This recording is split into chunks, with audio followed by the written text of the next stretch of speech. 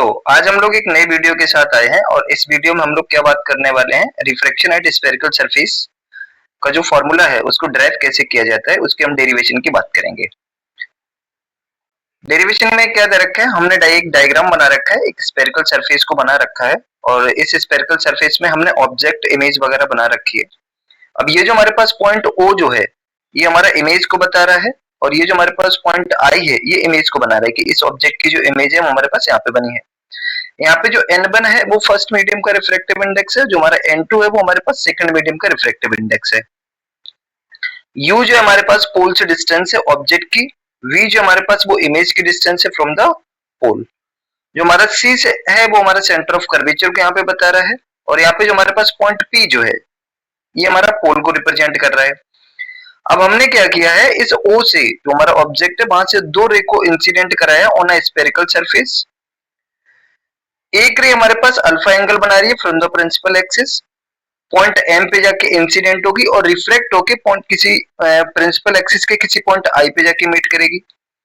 जो रे हमने इंसिडेंट कराई है along the principal axis without any deviation, ये रे जो हमारे पास अलोंग द प्रिंसिपल एक्सिस ही मूव कर रिफ्लेक्ट कर जाएगी और किसी पॉइंट I पे जाके मीट करेगी और ये जो intersection point of the reflected ray है ये हमारा इमेज बनाएगा I। N1 N2 जो हमारे पास रिफ्रैक्टिव इंडेक्स है हमने इनके बारे में बता दिया है। जो हमारा CM है ये जो हमारा है ये हमारा नॉर्मल को रिप्रेजेंट कर रहा है और इंसिडेंट रे और रिफ्लेक्टेड रे इस नॉर्मल से θ1 और θ2 एंगल बना रहे हैं। ये θ1 एंगल हो गया हमारे पास और ये θ2 एंगल हो गया हमारे पास।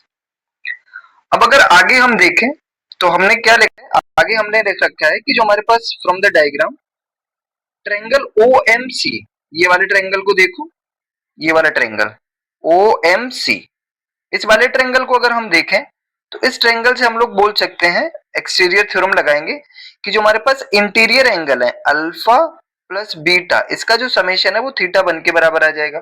इसको हमने इक्वेशन नंबर 1 बोल दिया है। दूसरा अगर हम देखें ट्रायंगल CMI, इस वाले ट्रायंगल को अगर हम देखें तो CMI हमारे पास कहां पे, ये रहा पॉइंट हमारे पास C, ये रहा पॉइंट हमारा M और ये रहा पॉइंट हमारे पास I।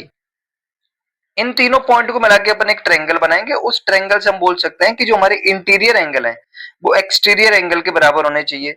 अब यहाँ पे हमारे पास गामा और θ2 ये हमारे इंटीरियर एंगल है, तो हम यहाँ पे बोल सकते हैं gamma plus θ2 which is equal to कितना बन जाएगा हमारे पास, ये बीटा के बराबर आ जाएगा।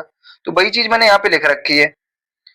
ये सेकंड ट्रायंगल हमारे पास बन जाएगा। सेकंड ट्रायंगल हमारा क्या था, CMI था ना, तो यहाँ से हमने क्या लिखा है, हमने यहाँ पे लिखा है कि gamma plus θ2 which is equal to beta और हमने यहाँ से θ2 की वैल्यू निकाल ली है।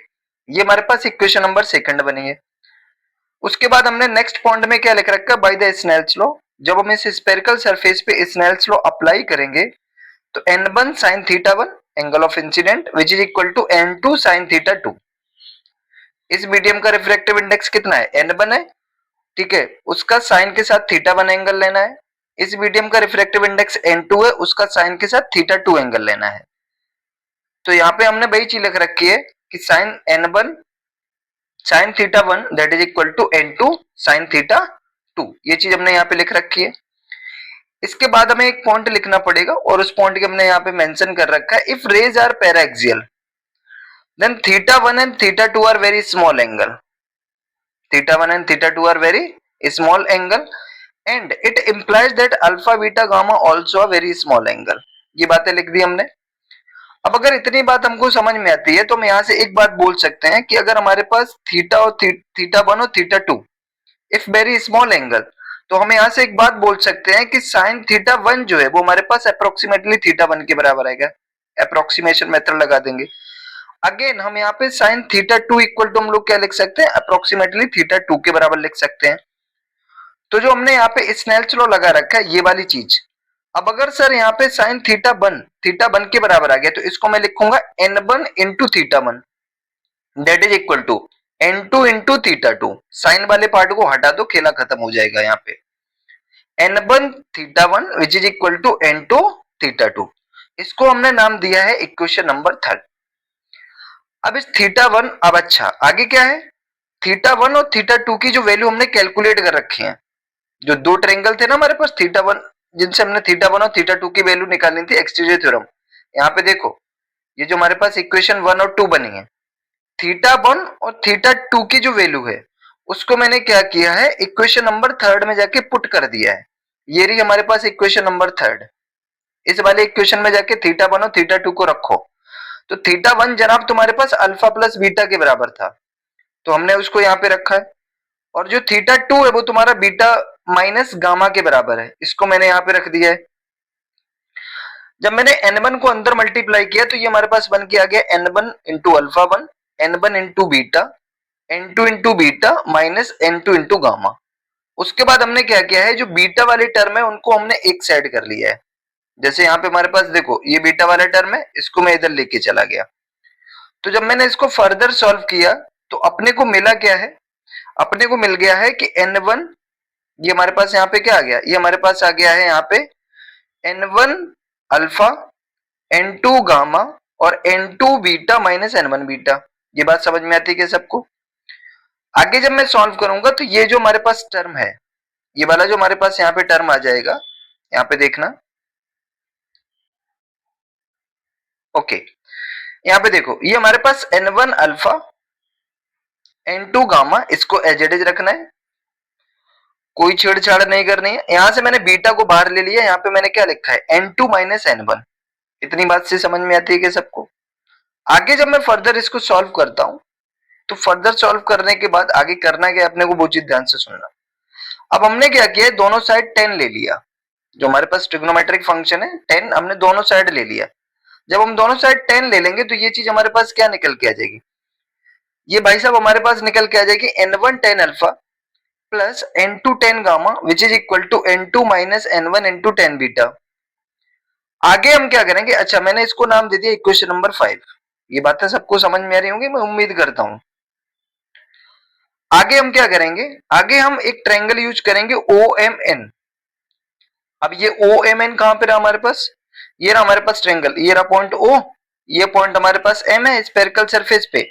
अब हम क्या करेंगे, इस पॉइंट M से प्रिंसिपल एक्सिस पे एक नॉर्मल ड्रॉप करेंगे, और प्रिंसिपल एक्सिस के जिस पॉइंट पे ये लाइन इंसिडेंट करेगी वहां पे मैंने पॉइंट N बोल दिया है। अब ये N जो है वो नियरर टू द पोल है, मतलब कि हम बोल सकते हैं कि N और P की जो डिस्टेंस है वो नेग्लिजिबल है। अब अगर ये NP डिस्टेंस नेग्लिजिबल है तो यहां से हम इस ट्रायंगल से क्या लिख सकते हैं, 10 अल्फा की वैल्यू लिखेंगे जनाब, क्योंकि ये जो हमारे पास ट्रायंगल OMN है ये एक राइट एंगल ट्रायंगल है, और यहां से हम 10 अल्फा इक्वल टू क्या लिखेंगे, परपेंडिकुलर अपॉन बेस। परपेंडिकुलर मेरे भाई कितना बन जाएगा, ये हमारे पास MN के बराबर आ जाएगा, ये वाला, ये डिस्टेंस MN के बराबर निकल के आएगी। और जो हमारा बेस निकल के आ जाएगा, बेस क्या आ जाएगा, ये हमारे पास निकल के आ जाएगा O इंटू N। इसको ON लिखो, OP लिखो, एक ही बात है। क्या इतनी बात भी क्लियर है सबको? अच्छा, तो हमने यहाँ पे यही लिख रखा है कि 10 अल्फा इक्वल टू ये हमारे पास कितना आ गया, मतलब सॉरी MN अपॉन ON निकल के आ गया है। इसको तुम चाहो तो ऐसे भी लिख सकते हो, क्योंकि जो पॉइंट N है, ये पॉइंट N हम बोल सकते हैं नियर टू द पोल है, तो इसी बात को तुम ऐसे भी लिख सकते हो कि सर ये जो हमारे पास चीज है ये हमारे पास MN अपॉन OP लिख लो इसको। क्या इतनी बात समझ में आती है? क्योंकि OP हमारे पास क्या है, OP हमारा distance of object from the pole है। नेक्स्ट ट्रायंगल जो हमारे पास आएगा वो हमारे पास आ जाएगा कौन सा, MNC, ये वाला। ये रहा सर पॉइंट M, ये रहा पॉइंट हमारे पास N, और ये रहा पॉइंट हमारे पास C। अगेन एक राइट एंगल ट्रायंगल बन रहा है जहां से हम 10 बीटा की वैल्यू को कैलकुलेट कर सकते हैं। जब हम 10 बीटा की वैल्यू को कैलकुलेट करेंगे तो यहां से अगेन हमारे पास वही परपेंडिकुलर अपॉन बेस, तो परपेंडिकुलर तो भाई हमारा कांस्टेंट रहेगा, उसमें कोई चेंज नहीं आएगा, MN। और बेस हमारे पास इस बार क्या बन जाएगा, ये CN बन जाएगा, NC। अब N तो सर हमारा नियर टू द कहां पे पोल है ना, तो उसको NC लिखो या CP लिखो या PC लिखो, बात बराबर है। तो हमने यहाँ पे वही चीज लिख रखी है कि जो 10 बीटा है ये जनाब कितना आ गया हमारे पास, MN अपॉन NC, या हमने क्या बोला है कि इसी को हम सर क्या लिख सकते हैं, इसी को मेरे भाई तुम लिख सकते हो MN अपॉन क्या आ जाएगा हमारे पास, ये हमारे पास निकल के आ जाएगा PC। ये बात क्लियर है क्या? एक और अपने को टेन गामा की वैल्यू निकालनी पड़ेगी। अब तक एक आइडिया लगा होगा कि अल्फा बीटा गामा की वैल्यू क्यों कैलकुलेट कर रहे हैं, क्योंकि यहाँ पे जाके पुट करनी है उनको, ये गामा है ये बीटा है, इन सब की वैल्यू जैसे ही पुट करेंगे अपने को कुछ कुछ दिखेगा। एक लास्ट ट्रायंगल हमारे पास और है एम एन आई, जहां से हम tan गामा की वैल्यू निकालेंगे। तो ये रहा हमारे पास एम एन आई, ये रहा पॉइंट हमारे पास m, ये रहा पॉइंट हमारे पास n और ये रहा हमारे पास पॉइंट i। इसको अगेन ये वाला देखो, यहां से हमारे पास ये गामा वाला पार्ट निकल के आ जाएगा। तो क्या लिखूंगा भाई, परपेंडिकुलर अपॉन बेस चिपका देंगे। तो परपेंडिकुलर अपॉन बेस अपने को फिर लिखना है, और मैंने यहाँ पे क्या लिख दिया, tan gamma equal to M N upon I N. अब तुम्हारे दिमाग में एक चीज और आएगी, सर एन को तो पी, तो यहाँ पे हमारे पास क्या आएगा, M N upon I P आ जाएगा। क्या ये तीनों वैल्यू हमारे पास कैलकुलेट होके आ गई है? tan गामा निकल के आ गया, tan बीटा निकल के आ गया, tan अल्फा निकल के आ गया। अब जनाब करना क्या है आपको, tan alpha, tan beta, tan gamma की जो वैल्यू है वो इक्वेशन नंबर 5 में पुट करना है। तो जब इनको हम सब्स्टिट्यूट करेंगे in equation number 5, what you will get n1 into mn upon on plus n2 into mn upon in इस वाले इक्वेशन में, और आगे हमारे पास क्या निकल के n2 माइनस n1 इंटू क्या लिखेंगे mn अपॉन nc। अब हमने क्या किया है, यहाँ पे अगर ध्यान से देखोगे तो मैंने mn को कॉमन लिया, तो ये mn और ये वाला mn वाला जो पार्ट है ये तो हमारा कैंसिल हो गया। बचा क्या हमारे पास, बच गया हमारे पास n1 upon on plus n2 upon in और n2 minus n1 upon nc। अब ये on in nc है क्या, ये तो हमारे पास डिस्टेंस है ना। on मतलब क्या लिख सकता हूं, op लिख सकता हूं, अभी पहले बताया था। in को क्या लिख सकता हूं, ip लिख सकता हूं, अभी बताया था अपन ने डायग्राम में। और ये nc क्या है, क्या मैं इसको pc नहीं लिख सकता हूं? अब अगर इसको ध्यान से देखोगे ना तो ये जो OP और जो IP और ये जो हमारे पास PC है, ये हमारा क्या है, I मतलब ये इमेज का डिस्टेंस है, ये ऑब्जेक्ट का डिस्टेंस है, और ये हमारा रेडियस ऑफ कर्वेचर है। तो मैंने यहाँ पे U लिख दिया ऑब्जेक्ट का डिस्टेंस, V लिख दिया इमेज का डिस्टेंस, R हमारा रेडियस ऑफ कर्वेचर। अब जब हम इसको जनरलाइज करेंगे ना, तो अभी हम उसके बारे में बताएंगे, आगे बात करेंगे। जब हम इस फॉर्मूले को जनरलाइज करते हैं तो what you will get n1 upon u minus n2 upon v which is equal to n2 minus n1 upon r। तुम्हारे दिमाग में आ रहा होगा सर ये माइनस कहां से आप चिपका दिए हो, तो माइनस का ध्यान से सुनना, ये चीज लिखे कहां से है, इधर आ जाओ। ये हमारे पास स्फेरिकल सरफेस थी, यही तो सरफेस थी ना हमारे पास।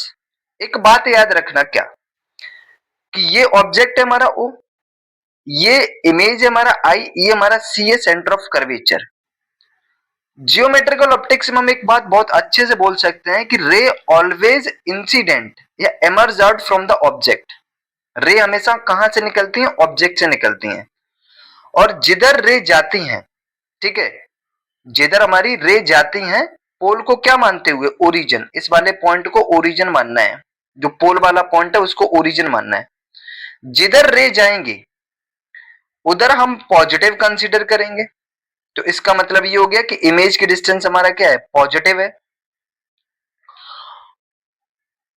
उसका अपोजिट क्या हो जाएगा हमारे पास, उसका अपोजिट होगा नेगेटिव। मैं फिर से अपनी बात को रिपीट कर देता हूं, जिधर हमारी इंसिडेंट रे जाएंगी पोल को ओरिजिन मानते हुए, ठीक है, उधर हम पॉजिटिव कंसीडर करेंगे और उसका अपोजिट क्या आ जाएगा हमारे पास, नेगेटिव।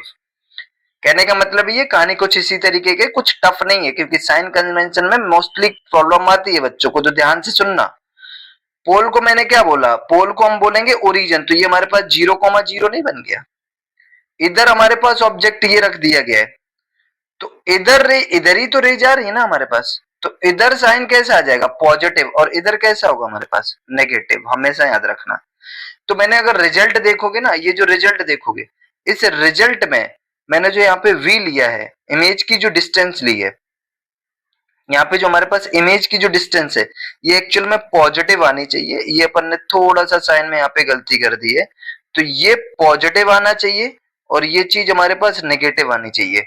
तो कुल मिला के मुझे इक्वेशन को इस तरीके से लिखना चाहिए। मुझे इक्वेशन क्या लिखनी चाहिए वो चीज ध्यान से सुनना। मैं एक काम करता हूँ, इसको इरेज करता हूँ। मुझे इक्वेशन सर लिखनी चाहिए, ये जो इक्वेशन है हमारे पास, ये इक्वेशन क्या निकल के आएगी, बोलो इक्वेशन क्या आ जाएगी हमारे पास, ये हमारे पास निकल के आ जाएगी n2 upon v minus n1 upon u which is equal to n2 minus n1 upon r। ये इक्वेशन निकल के आएगी। वो अपन ने साइन कन्वेंशन में वहां पे थोड़ा सा, जहां पे प्लस होना चाहिए वहां पे अपन ने माइनस कर दिया, तो और कुछ नहीं है। क्या इतनी बात समझ में आती है? कुल मिला के ये दिमाग में रखना है, यहाँ पे ये माइनस है, u के सामने माइनस है। u माइनस क्यों आ रहा है उसका भी रीजन पता होना चाहिए सबको, ठीक है। अच्छा, इस फॉर्मूले में क्या करना है, इस फॉर्मूले में जो भी वैल्यूज को रखना है साइन के साथ रखना है। अब ये साइन कन्वेंशन में उम्मीद करता हूं आप सब लोगों को आता होगा, ठीक है।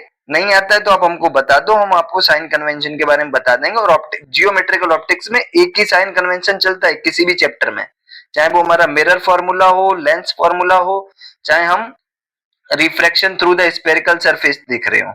आज के लिए इतनी कहानी, बाकी बात अपन नेक्स्ट वीडियो